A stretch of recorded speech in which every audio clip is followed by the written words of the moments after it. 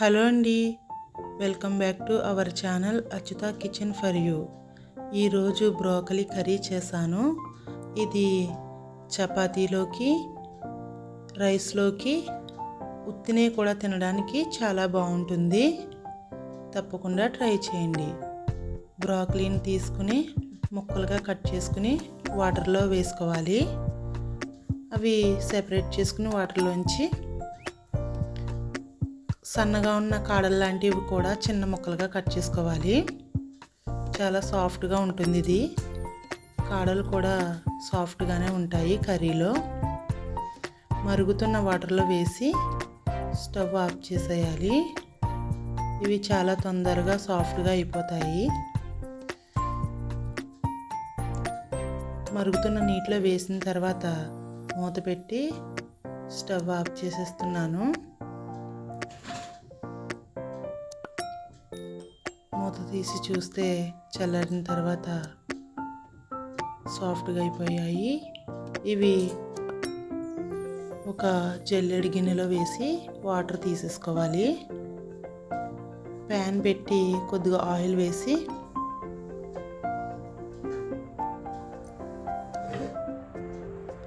కొద్దిగా జీలకర్ర, ఆవాలు వేసి 4 పచ్చిమిరపకాయ ముక్కలు కట్ చేసుకుని వేసుకోవాలి.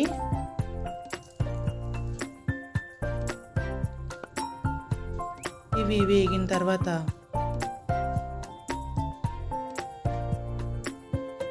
కొద్దిగా అల్లం వెల్లుల్లి పేస్ట్ కూడా వేసుకోవాలి. పచ్చివాసన పోయేంత వరకు వేపుకోవాలి.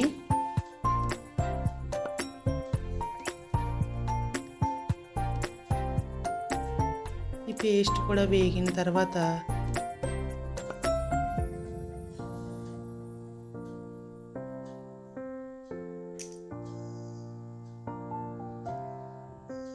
ఉల్లిపాయ ముక్కలను సన్నగా పొడవుగా కట్ చేసుకోవాలి.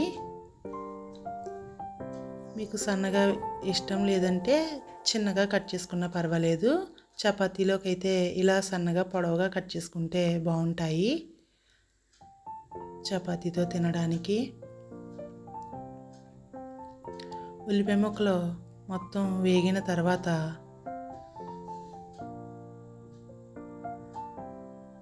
అంత కలర్ ఏమీ రావాల్సిన అవసరం లేదు. కొద్దిగా సాఫ్ట్గా అవుతే సరిపోతాయి ఉల్లిపాయలు. దానిలో ఈ బ్రోకలీ ముక్కలను కూడా వేసుకోవాలి.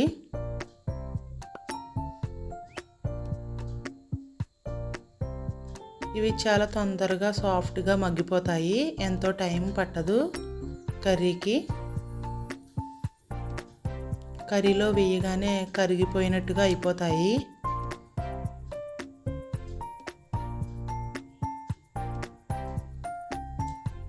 చూడండి, ఒక ముక్క ఇలా నొక్కి చూసాను, చాలా సాఫ్ట్గా కట్ అయిపోయింది.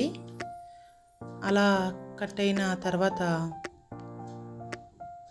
కొద్దిగా పసుపు, కొద్దిగా కారం, అలాగే కొద్దిగా సాల్ట్ వేసి మొత్తం అన్నీ ఒకసారి కలుపుకున్నాను. ఇవి మొత్తం అంతా కలిసిపోయేంత వరకు వేయించుకోవాలి. ఇది సోంపు మరియు జీలకర్ర పౌడర్, వేపిన సోంపు మరియు జీలకర్ర పౌడర్. ఫైనల్గా ఇది వేసి స్టవ్ ఆఫ్ చేస్తాను.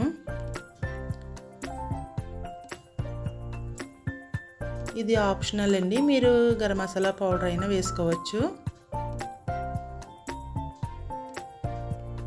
కర్రీ అంతా రెడీ అయిన తర్వాత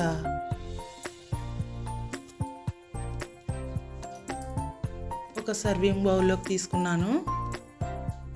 ఎంతో సాఫ్ట్ అండ్ టేస్టీగా ఉండే బ్రోకలీ కర్రీ రెడీ అండి.